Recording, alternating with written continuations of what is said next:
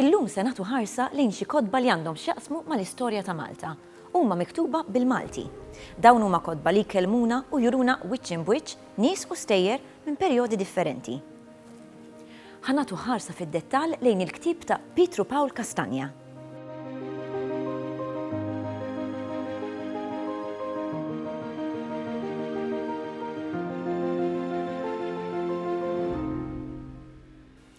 Iżda din il-mixja lejn il-kitba tal-istorja bil-Malti, kif bdiet? Min kienu l-protagonisti? Meta ngħidu storja ta' Malta, hija verament hekk jew hija l-istorja tal-ħakkiema?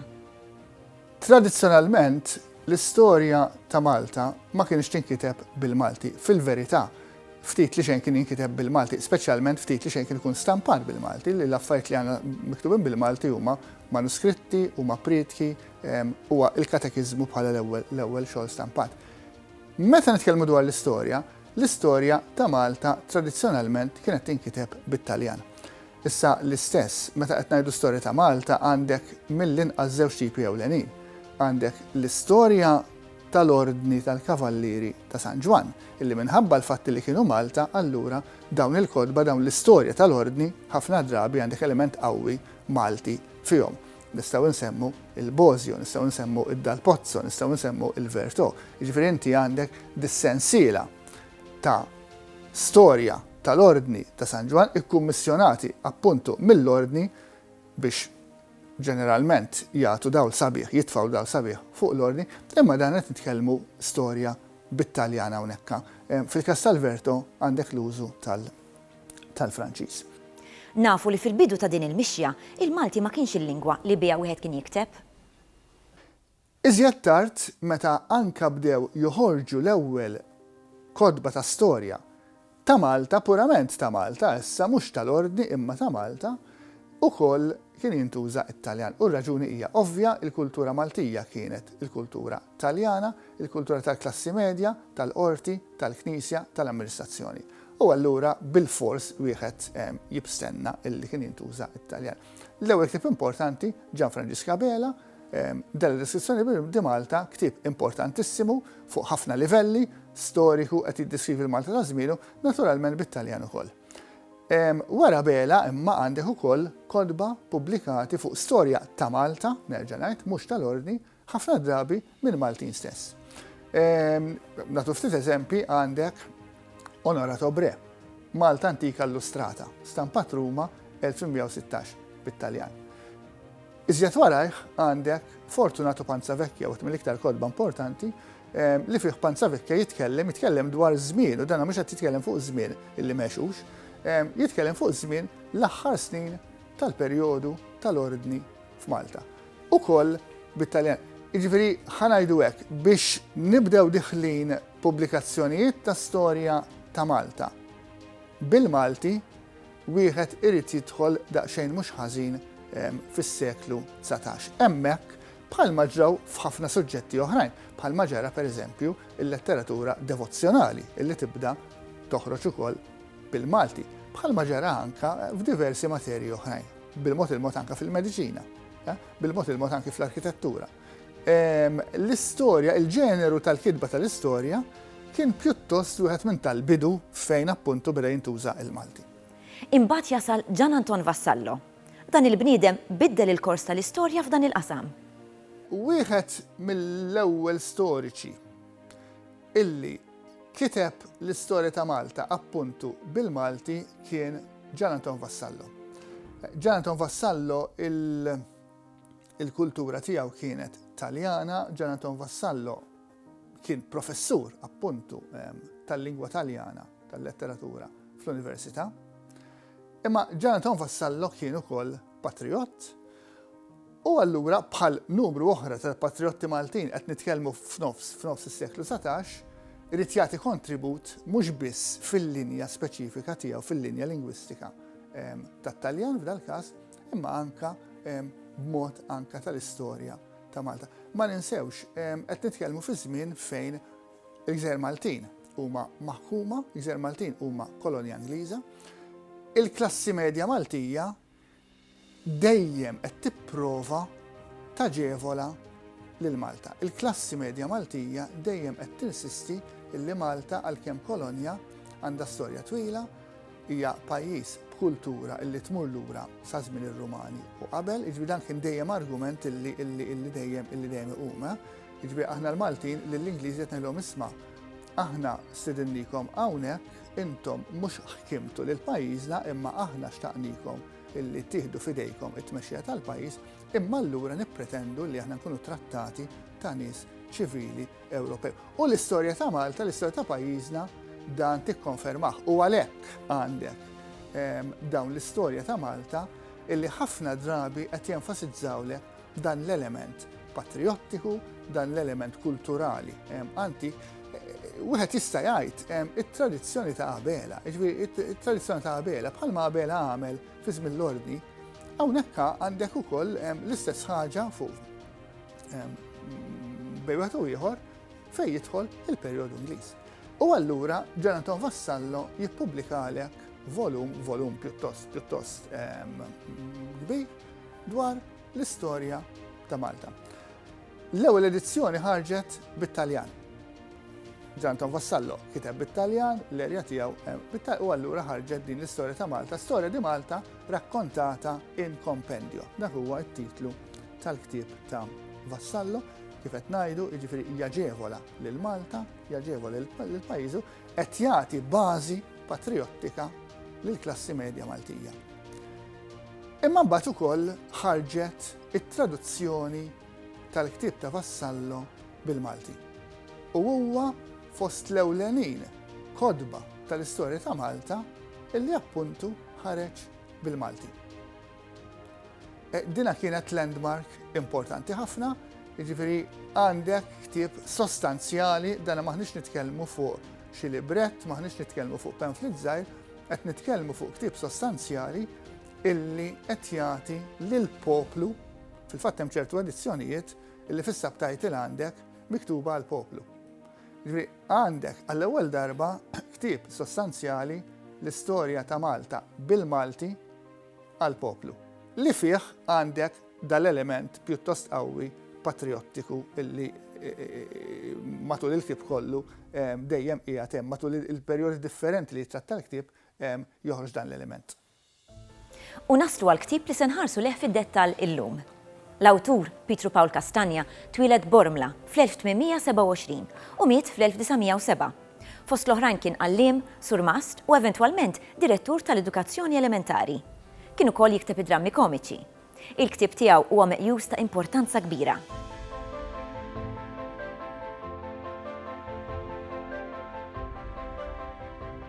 Jitfaċċa Pietru Paul Castagna illi dana jippubblika ktieb voluminus, ktieb pjuttost attwalment ħareġ f'numru ta' volumi dwar l-istorja ta' Malta. Bil-Malti.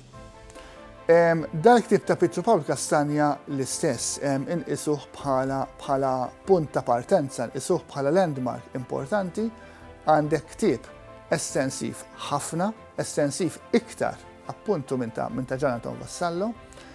U li jagħmel il-ktieb ta' Castagna interessanti huwa li Castagna appuntu jitratta ħafna aspetti illi jmorru oltre l-istorja.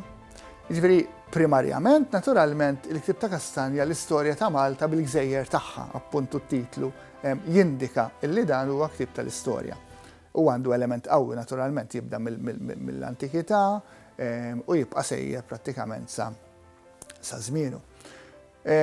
Naturalment, kif ngħidu dejjem, jiġifieri fejn dawn il-kittieba qed jitkellmu, qed ikopru il-perjodi l-iktar antiki, dak li llum ngħidulu l-preistorja li fil-kontest tas-seklu 19 ħafna drabi huwa deskritt bħala il-perjodu tal-Feniċi. Għalihom daw in-nies it-tempji li għandna ma bnewhomx in-nies tal-preistorja ma bnewhom il-Feniċi. Fejn qed jitratta il-perjodu medjevali?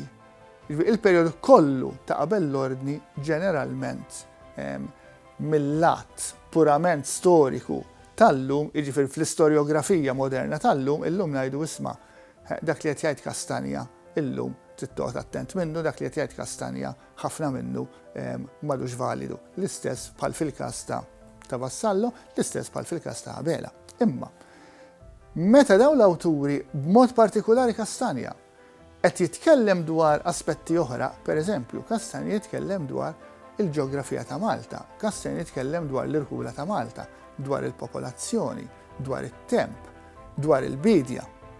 Jiġifieri għandek diversi aspetti illi Kastanja jitkellem dwarhom illi l-informazzjoni li jagħti hija valida, hija importanti. Jiġifieri ħafna drabi dan qed jagħti informazzjoni illi diffiċli issiba f'sorsi oħrajn.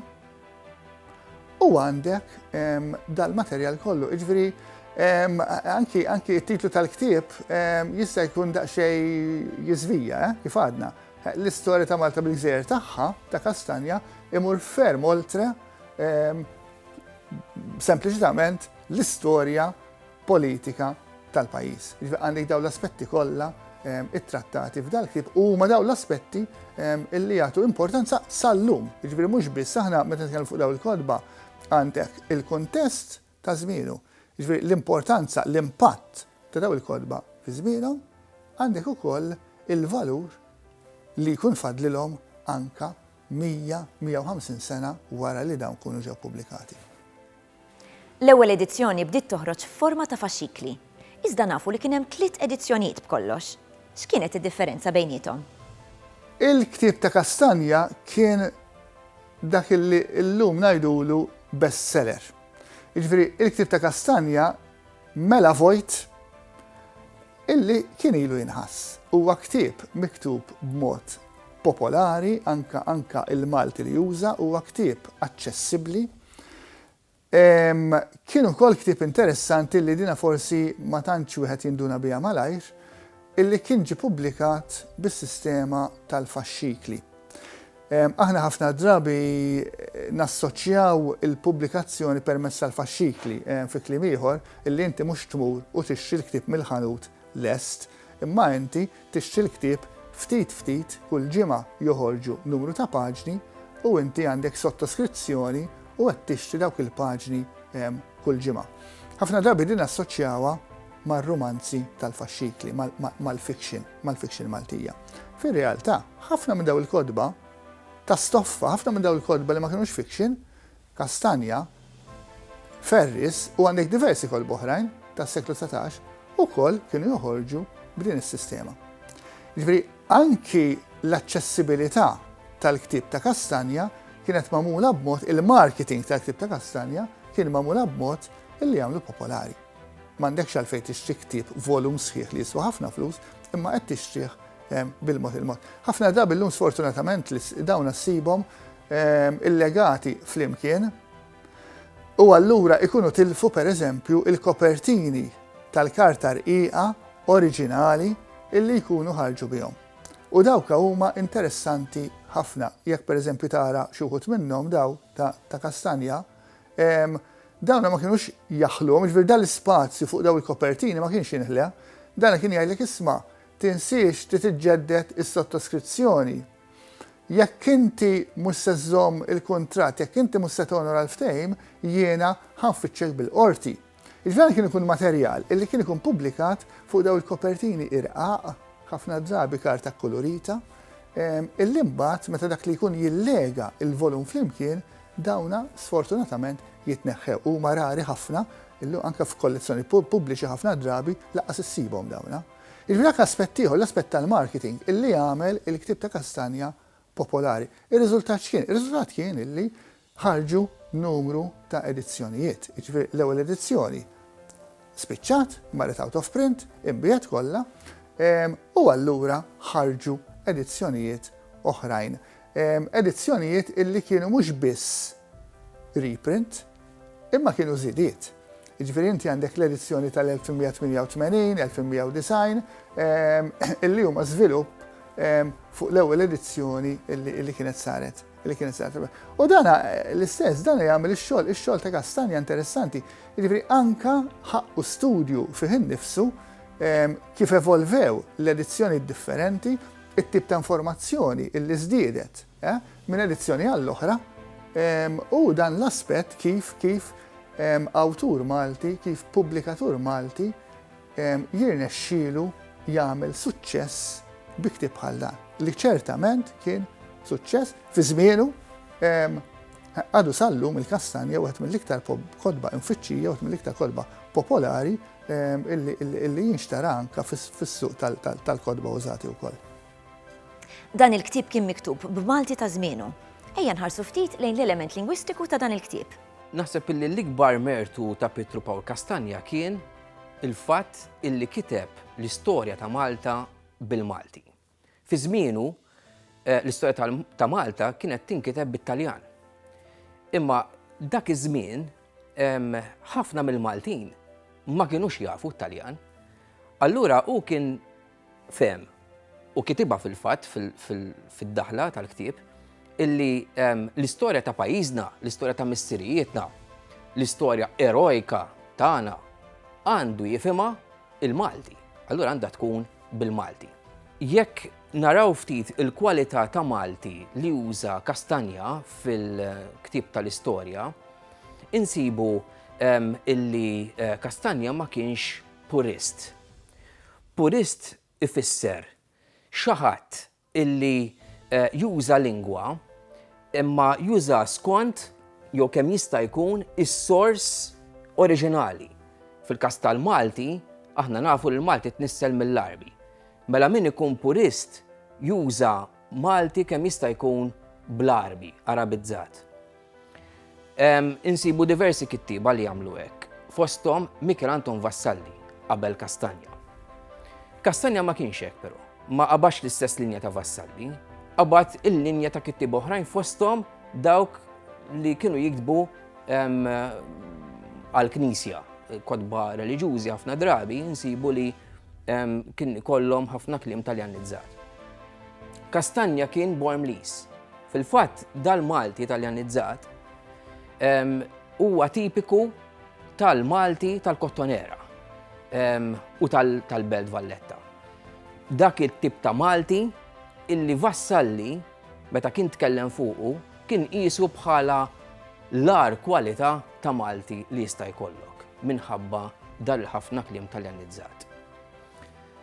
Imma fil-verità it-tip ta' Malti li uża Kastanja huwa dak il-Malti li nitkellmu bih aħna, dak il-li mbagħad eventwalment sar l-istandard tal-lingwa tagħna. Min barra l-kitba dan il-ktieb fih diversi illustrazzjonijiet. Tajjeb inħarsu ftit lejhom biex naraw kif jikkomplementaw dak li kiteb Kastanja. Dan il-ktieb ta' Kastanja li ġie stampat fl-1865 huwa ktieb interessanti ħafna għax l-għonet huwa l-ewwel ktieb fuq l-istorja ta' Malta stampat bil-Malti. U kien stampat minn żewġ kumpaniji saw ngħidu, Sibu Zottil li huma kien stampatur tal-kodba Strada Forni il-Belt li stampa il-kitba u l-lithographers Brogdorf, familja Brogdorf li ħadu ħsieb l-illustrazzjonijiet. Dawn l-illustrazzjonijiet mhumiex oriġinali ta' Brogdorf, biċċa kbira huma kopji wara prints ta' xi ħadd ieħor. Wħud minnhom minn ta' Brogdorf stess, wħud minnhom minn ta' Michele Bellanti. Insibu wkoll litografija li hija kopja ta' il-portrait tal-Gran Mastru lil Adam li għamel Antoine Favre u li tinsab fil-Palazz tal-Gran Mastru. U dik kienet prattika normali ħafna li jikkopjaw minn prints li huma popolari. Fil-fatt Brogdorf stess kienu familja ta' lithographers li kienu joħorġu ħafna veduti ta' Malta jew nies bil-kostumi tradizzjonali ta' Malta li kienu jbijawhom għat-turisti, għad nies li kienu jivvjaġġaw f'Malta. U fil-fatt għalhekk insibu uħud minnhom f'dan il-ktieb għax il-ktieb huwa puntu fuq l-istorja ta' Malta. Allura nsibu ħafna veduti fih, insibu wkoll mappa ta' Malta li hija kopja ta' mappa antika. Bħala diżinji oriġinali li saru għal dan il-ktieb, probabbli huma l-żewġ figuri, waħda allegorija femminili ta' Malta u l-oħra tal-Ingilterra li jinsabu fuq quddiem tal-żewġ volumi tal-ktieb li probabbli huma disin ta' Vincenzo Bonnici li huwa artist pjuttost ma tantx huwa magħruf u kien skultur ukoll. Ma nsibu f'dan il-ktieb anka monumenti popolari, pereżempju il-monument ta' Nicola Zammit li jinsab il-barakka ta' fuq li kien għamel Vincenzo De Mek. Da kien popolari ħafna, ma kienx ilu li sar, u n-nies il-Maltin qed jaqraw il-ktieb, ovvjament, ħajiftakru fih, jgħidu rajt dak rajtu il-barakka ta' fuq. U fil-fatt, dan huwa l-iskop tal-illustrazzjonijiet li waqt li inti qed taqra fuq l-istorja ta' Malta, l-illustrazzjonijiet qed jagħmluha ħajja, dak li qed taqra tiġibu ħaj, għax inti tiftakar fix-xena hemm ix-xena ta' Buġibba tiftakar f'meta mort Buġibba, eżempju. U dawn jgħinuk biex l-istorja tifhimha iżjed. Ma ninsewx ukoll li dak iż-żmien kien hemm ħafna nies li mhumiex litterati jew li mhumiex imdorrijin jaqraw il-kitba Maltija għax l-alfabet Malti kien għadu mhux stabilit bħalma nafuh illum. Allura jista' jkun ukoll li l-illustrazzjonijiet jgħinuk tifhem iżjed il-kontenut ta' dak li qed taqra. Naraw f'dal-ktieb li probabbilment kien jiswa mhux ħażin flus għax il-proċess tal-istampar jidher li kien akkomplikat l nettem żewġ tekniċi differenti tal-istampar. Il-kitba kienet tiġi stampata bit-tipi tal-ħadid, waħda l-kwalitra u daw kienu ġew stampati għal bużuttil u naraw kif il-kitba għandha bordura mad-dawra. Issa, dak it-tip ta' bordura seta' issir ħafna modi, ma jien nissuspetta li saret bil-blokka tal-injam li kienet imnaqxa. Għal xiex? Għax it-tipi tal-ħadid għandhom litra dik li tiġi stampata imqabża il-barra dak li jidulu in relief. U meta inti tnaqqax fuq l-injam għall-istampar l-istess ħajkun in relief imqabbes. Allura daw setgħu jiġu stampati f'daqqa. Allura il-bużuttil kien jistampa kemm il-kitba u l-bordura lesta. L-illustrazzjonijiet kienu stampati b'teknika differenti li hija teknika tal-litografija, fejn l-istampa tiġi impitra fuq ġebla, tiġi impitra bil-crayons bbażati fuq il-żejt u tiġi moddija flimkien mal-karta minn ġo pressa differenti. Allura kien hemm żewġ proċessi ta' stampar u mbagħad il-publisher kien idaħħal l-istampi fil-ktieb fejn suppost. Insibu wkoll diversi mapep tal-Gżejjer Maltin. Hemm żewġ mapep, waħda tal-assedju u l-oħra ta' Malta. Dak ikkupjahom Brogdorf minn mapep tal-album ta' Luċini. Issa Luċini min-naħa l-oħra ikkupjahom Imperes d'Aleccio. Interessanti però illi, per eżempju, il-mappa tal-assedju dik hija titut tal-gwerra kollha. Dak hemm waħda minnhom minn għalija folio 11 fej jitkellem fuq l-assedju kollu, ġifieri jġib l-azzjonijiet kollha tal-assedju.